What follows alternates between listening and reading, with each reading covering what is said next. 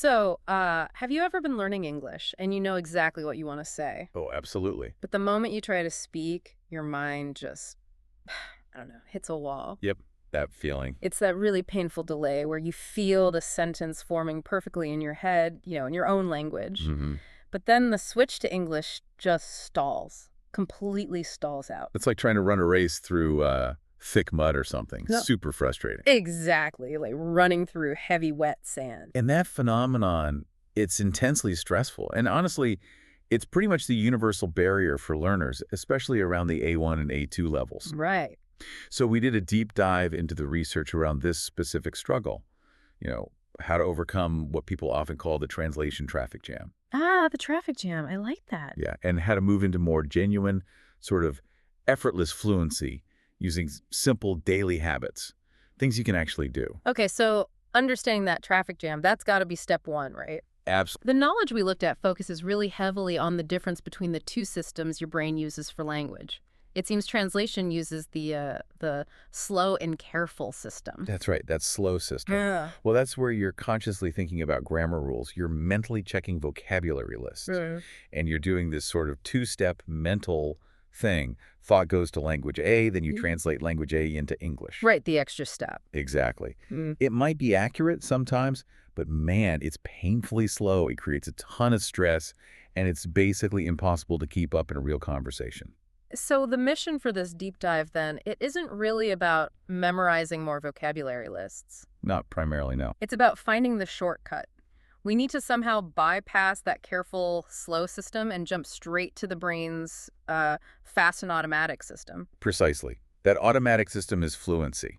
It's where the idea itself, whether it's just I'm hungry or something more complex like I disagree with that point, connects instantly. Directly to the English words. Directly. Hmm. Without your native language jumping in the middle to mediate, Mm-hmm. the sources we looked at really paint this as the fundamental shift. You have to move from treating English like a school subject you study Mm-hmm. to viewing it as part of a life you actually live. That's a really powerful way to frame it. Okay, so how do we start the training then? Our source materials seemed very clear. Real fluency needs, like a dual approach. You have to train the mouth and rewire the mind. Yeah, and what's fascinating here is how the research consistently challenges that common idea that you need to, block out 3 hours on a Saturday morning to study hard. Right, the marathon study session. Exactly. The Yeah. data actually supports small, frequent practice. Like 10 minutes every day is often much better than one long session once a week. Why is that? Why is 10 minutes a day neurologically stronger? Well, it seems to connect directly to how our memory consolidates information and how habits are formed. When you practice something briefly, but you do it repeatedly, you kind of avoid mental burnout. Plus, you trick your brain into moving that new knowledge from short-term recall into long-term, almost muscle memory storage more effectively. Ah, muscle memory. Yeah, because language learning, ultimately, it's a physical habit just as much as it is an intellectual one. Your mouth needs to learn the movements. Okay, let's start with that physical habit then. Shadowing. This technique comes up constantly. It's supposed to be one of the best ways to combine speaking and listening practice. How does it actually work? Shadowing is deceptively simple on the surface. You listen to a native speaker, could be a podcast clip, something from a TV show, even just a recording of simple sentences. Right. And you just repeat exactly what they say with only a tiny delay, like you're their echo. You try to copy the sound, the rhythm, the intonation, and importantly, the speed. Okay. But wait, if you're an A1 learner, maybe just starting out, and you hear a really complicated sentence, won't you just end up practicing mispronunciation? Or Yeah. focusing on words you don't even get yet? That's a really critical question. And the answer is the initial goal of shadowing isn't necessarily perfect dictionary pronunciation of every single word. Okay, so what is the goal? It's more about mastering the melody of English, Mm-hmm. the music of it. English has stress patterns, intonation contours that are radically different from many other languages. True. Shadowing trains your mouth, your tongue, your jaw muscles to physically get used to those new rhythms and movements. It's like you're building the physical capacity for fluency first, and then you layer accuracy on top of that later. Okay, that completely reframes the exercise. It's not about perfect words right away. So practically, how does an A2 learner actually start doing this? Well, the sources often suggest a sort of three-step method. First, just listen once or twice. Don't repeat yet, just absorb the rhythm, the feel of it. Okay, just listen. Second, listen again, but this time, maybe use a transcript or subtitles if you have them and try to shadow along. This helps connect the visual word to the sound you're making. Right, link sound and text. And third, try doing it without the text. Focus purely on matching the speaker's energy, their pace, their ups and downs. And definitely start with very simple phrases you already know. The material highlighted things like, I want to speak English fluently. Or like, shadowing helps me speak better. Exactly. Things you understand, so you can focus on the sound. That makes perfect sense. We're building muscle memory for the sound itself. Okay, so once the mouth is getting its workout, we still have to tackle the brain, right? We need to clear out that internal traffic jam by actually thinking in English. Yes. Thinking directly in English is absolutely the key to unlocking that automatic system we talked about. The delay caused by translation isn't just, wasted time. No. It's mental baggage. It weighs you down. And the sources had some great, sometimes quite funny examples of where literal translation goes wrong. Like what? Well, think about saying, I'm cold in English. If you translate that structure literally into some languages, you end up saying the equivalent of I have cold, which just sounds wrong or means something else entirely, like having a cold virus. Ah, right. Direct thinking avoids that whole structural trap. Exactly. One step instead of two. But okay, if I'm just starting out, maybe A1 level, thinking entirely in English, that feels huge. Overwhelming. How do we bridge that gap between knowing maybe 3 words and being able to narrate my whole day in my head? This is where the idea of micro moments comes in. It's incredibly powerful because you aren't aiming for some perfect long monologue inside your head. No, you're just aiming for like a 3 to 5 second mental label for what's happening right now.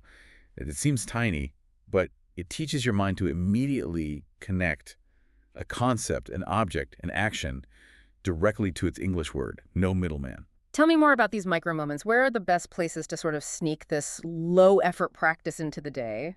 Turn the most boring, repetitive actions into automatic English triggers. Like when you first wake up before you even get out of bed, mentally label 3 things you see. Alarm clock, white ceiling, morning light. Just that. Yep. Or when you're waiting for the kettle to boil, think, the water is boiling now. Simple, present, continuous. When you wash your hands, describe the action internally. I am washing my hands. Now I'm drying them with a towel. So you're basically training your subconscious to accept English as the kind of operating system for just basic reality, moving it away from being this foreign subject. Exactly right. And building on that, there's the idea of narrating your life using self-talk. Pretend you're the voiceover artist in a documentary about yourself. Okay. You can just think it or even whisper it out loud if you're alone. While you're doing chores, she is making coffee now. She needs sugar. The mug is red. Whispering it out loud. But wait, if I'm only an A1 or A2 speaker, won't constantly narrating to myself just embed bad habits? Like, won't I just practice grammar mistakes over and over again if I'm alone? Why practice errors? That is a super important question, a really valid concern. But the research generally indicates that the benefit of achieving that rapid self-talk, building that confidence and direct connection, it far outweighs the risk of making temporary grammatical mistakes. Really? Yes, especially if you're also doing other things to learn and correct yourself later, like studying or getting feedback. The main goal here with this specific technique is speed and fearlessness, connection first. Okay. If you stop yourself every single time you think you might have made an error, guess what? The slow system takes over again, and you're back in the traffic jam. Practice the flow.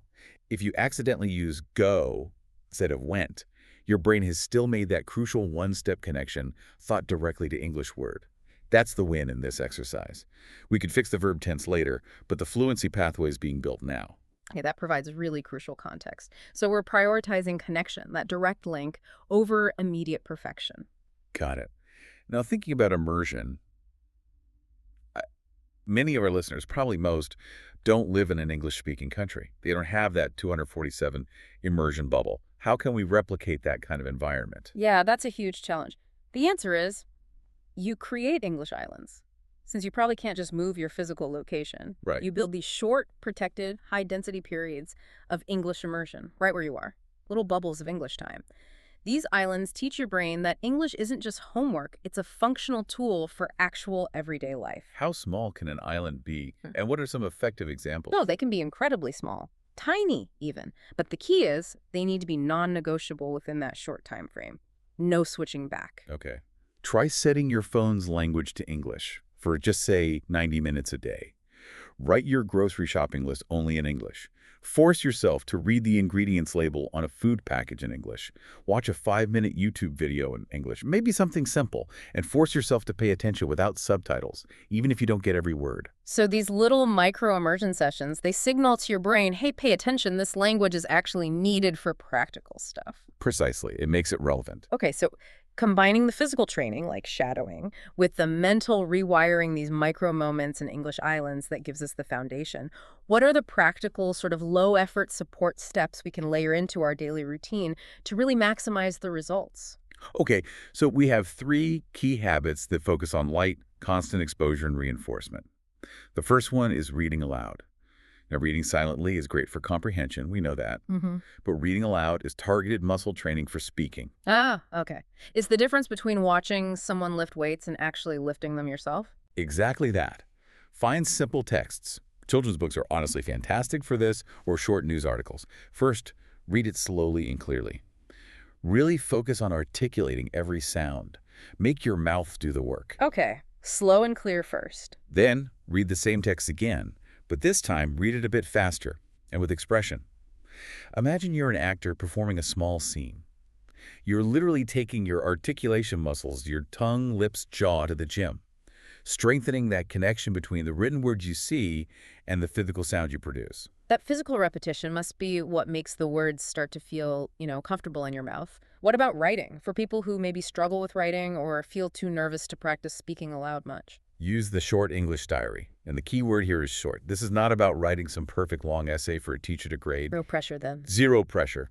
It's about emotional honesty and little English snapshots. Just aim to write 3 or 4 simple, genuine sentences about your day or your feelings. I'm tired but happy today. Or, I saw a dog running in the park. Maybe I need to buy milk tomorrow. Very simple sentences. Super simple. This practice strengthens those basic subject-verb-object structures without the stress of complex grammar rules. It builds confidence with constructing basic ideas. That seems like a really low-stakes way to get some practice in. Okay, and finally, when we are listening, maybe during one of those English island periods we set up, how do we turn passive listening into more active fluency training? Ah, that's the mental responses technique. When you're watching a video, listening into music, even overhearing snippets of conversation, don't just let your mind stay silent or react in your native language. Okay. React inside your head, but do it in English. So if a news anchor says the weather is changing drastically, you might think internally, wow, I should probably grab my umbrella, or maybe, I prefer sunny weather anyway. So you're having a mini conversation with the input, but just in your head. Exactly. It immediately converts that passive intake into active, fast system output practice. You're practicing generating English thoughts in response to English input. That sounds incredibly powerful for speeding up actual conversational response time later, because you've already sort of practiced that quick mental reply. Wow, this really all seems to come down to managing fear too, doesn't it? Absolutely. That's maybe the biggest umbrella over all of this. The final overarching piece of advice from pretty much all the research is crystal clear. Ditch perfectionism. You have got to let go of being perfect. Easier said than done sometimes. Oh, I know. But the goal of all this training we're talking about is fearless English, not flawless English. Perfectionism is the #1 enemy of fluency because it instantly triggers that slow and careful system and puts the brakes on. Right. Truly fluent people aren't necessarily the ones who never make mistakes. They're the ones who communicate their meaning, their ideas, their emotions effectively, even with occasional errors. So when you catch yourself making a mistake, acknowledge it, maybe smile inwardly or outwardly, and just keep talking. Keep the flow going. That really is the only path from being a hesitant learner to becoming a confident speaker. This has been a genuinely actionable deep dive, I think, into actually rewiring the brain for language learning. We've basically established that the path to getting beyond that frustrating translation traffic jam needs a kind of dual commitment. Right. Physically training the mouth, using techniques like shadowing, and mentally restructuring the brain through these low-effort habits like micro moments, and consciously creating those little English islands throughout the day. And the real key takeaway, I think, is consistency over intensity. You don't need to blow up your whole life or schedule a massive, daunting study blocks. No. No, you just need to find ways to transform those small, repetitive daily actions, like mentally saying, I am walking to the kitchen, instead of the equivalent in your native language, or just changing your phone settings for an hour into focused, frequent English practice, Link. little and often. So thinking in English isn't some massive switch you flip overnight. I don't know. It's more like a gentle but really persistent rewiring of your mental habits. Exactly, a gentle rewiring. So the question you should maybe ask yourself tonight isn't, how many more grammar rules do I need to memorize? Right. But maybe ask, am I still just viewing English as a subject I passively study from the outside? Or am I ready to start viewing it and using it as a life I can actively live from the inside?